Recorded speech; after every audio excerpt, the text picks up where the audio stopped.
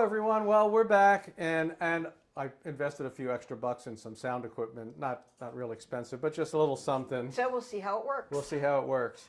All right, what we're going to do today, we're braising today. That's what we're doing. So I got this beautiful veal shank, cut in an ossobuco type cut, cross cut like that. I'm going to turn this over to Donna. You're going to dry it off and salt and pepper it. So, right? Yes. That's my assignment, is drying and salting. Okay, I'm going to put some olive oil in here. I've got this turned up quite high, actually, not all the way to full high, but I have it turned up to, sort of medium high or a little more. And I want to use a heavy pot. I'm going to sear it in here. Now, what braising is basically cooking meat in a kind of a moist environment, okay?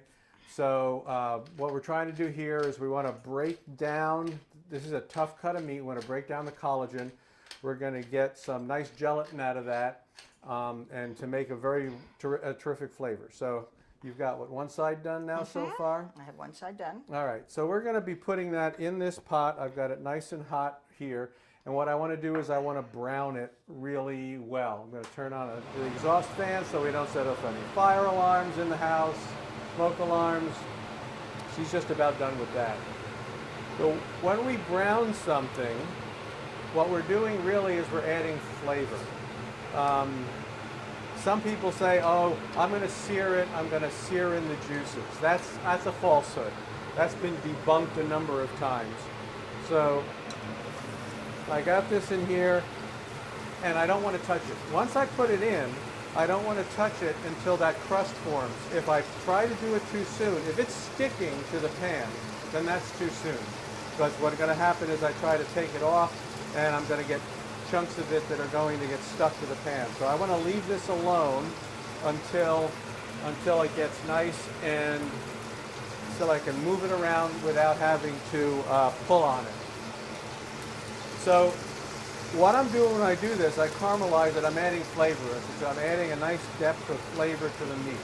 Yep. I think you should turn the fan down a little bit. She wants me to turn the fan down. That's my advisor. She's my advisor. My tech advisor. From the theater days. Right. We met doing community theater. So Right. kind of like, sound, lights. We're not the lights. You got to work on the lights, All right, so this is now browning really nicely.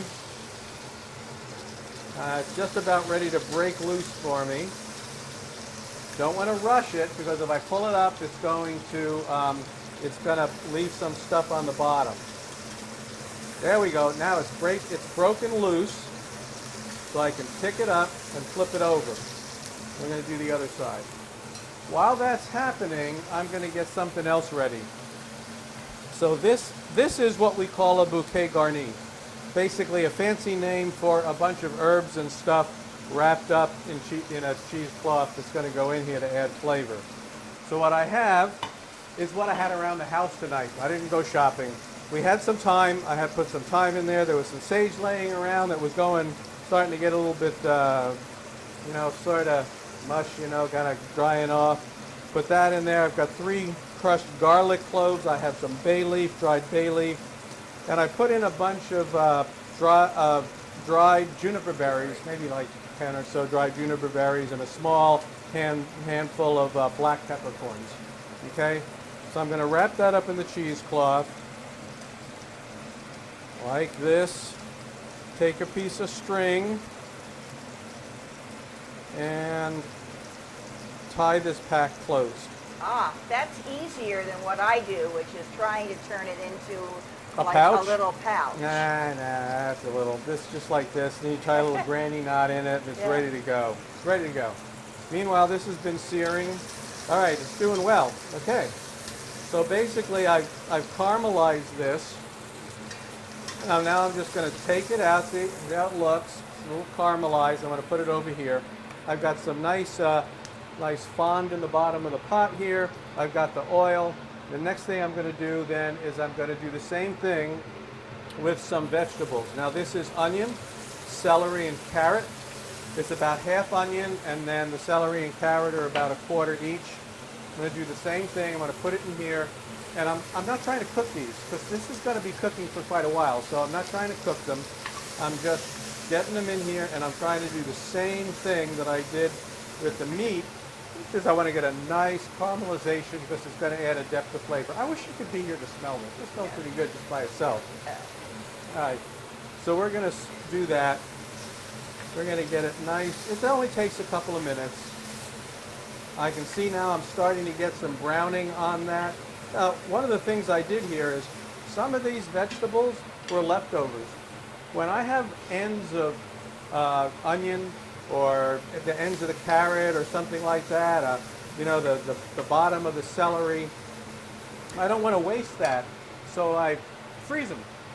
And then I bring them back out. So this is actually a mix of a little bit of fresh stuff that I had laying around, but a lot of this frozen stuff that I just took out. It doesn't matter.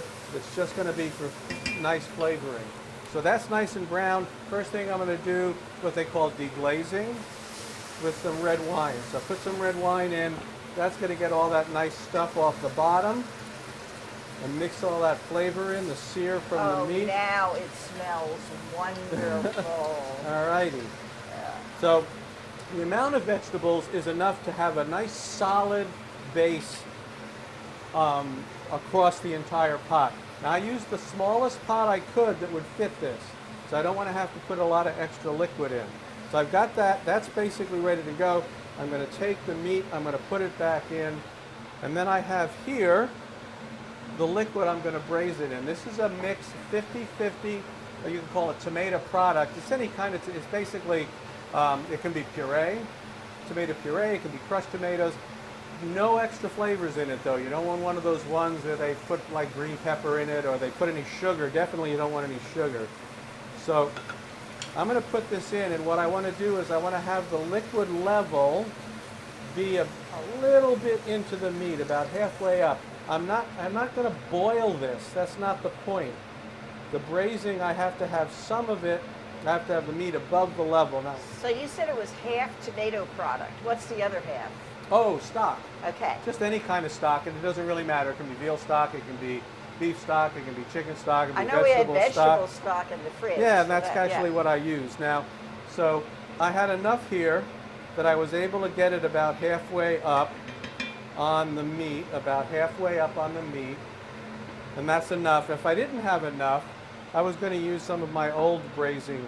This is leftover braising liquid. You never throw this out either. If you have leftover at the end, you keep it, you freeze it. If I had needed more, I would have mixed some of this with a little bit of water to thin it back out, and so that I would have had enough to go in here. But I had enough with just this. So that's doing quite well. I'm now going to put this in. This is going to add a lot of flavor to this. All right, I'm just going to stick that down in the liquid, and that flavor is going to come out while this cooks. So I've got behind me here, what I've got is a 275-degree oven. This is now simmering. I want it to be simmering before I put it in. And it's probably going to take an hour and a half or 2 hours. And what I'm going to do, at 275, I'll put it in about 15 minutes. I'll check it to make sure that that temperature is enough to simmer it. And if I need to turn it up a little bit, I'll turn it up. If it's bubbling too much, I'll turn it down. I'll check it maybe every half hour or so because I want to flip it. I want to get the different, parts of the sides of it that are in the broth and in the braising medium versus not in it. We're in that nice moist environment. And I'll keep checking that, and I'll flip it over. Maybe it might actually evaporate too much through this. If I do, then I would have to add a little bit more water. So I'm going to put this over in there, in that oven, and then we'll come back and see what it's like. We're in about an hour and a half, 2 hours, right? Perfect.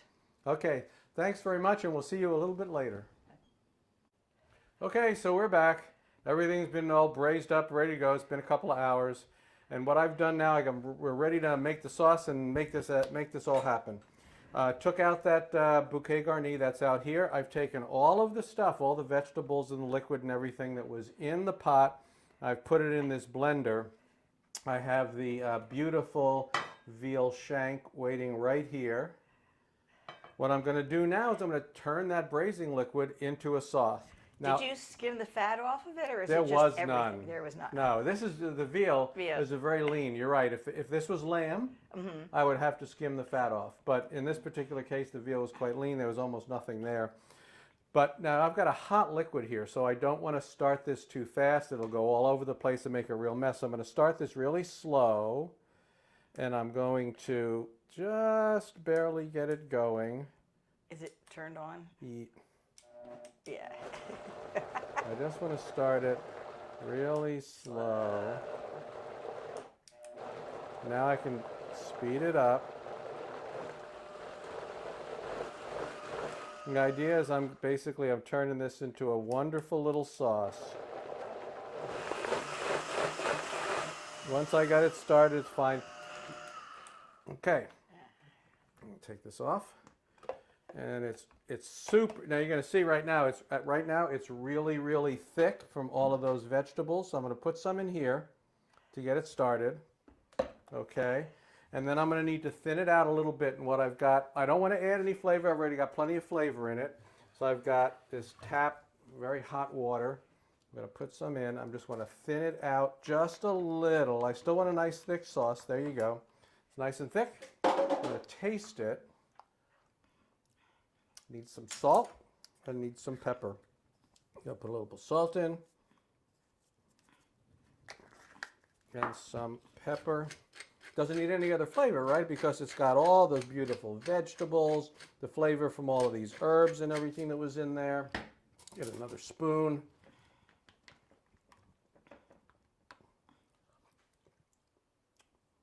That's good. Okay. Take this off here. And let's take a spoon here. Spoon some of this beautiful gravy, thick gravy over the top. And why don't you give that a taste? It's nice. It's all fall aparty, off the bone, you know. Yes, and I'm learning, taking little bites. Okay. That is really good. Is it nice and it's falling apart on you? It is very totally tender. falling apart. He gave me a steak knife, believe it or not. We don't need the steak knife. Maybe a little more salt in that, but that's it. Okay, very good. Well, and then we'll have leftover of this, and like I said, I'm just going to add this to my other batch of leftover braising medium. It doesn't matter what I braised. This stuff can always be used again to braise something else. So thank you for joining us again. We're going to go and have the rest of our meal, and we'll see you next time.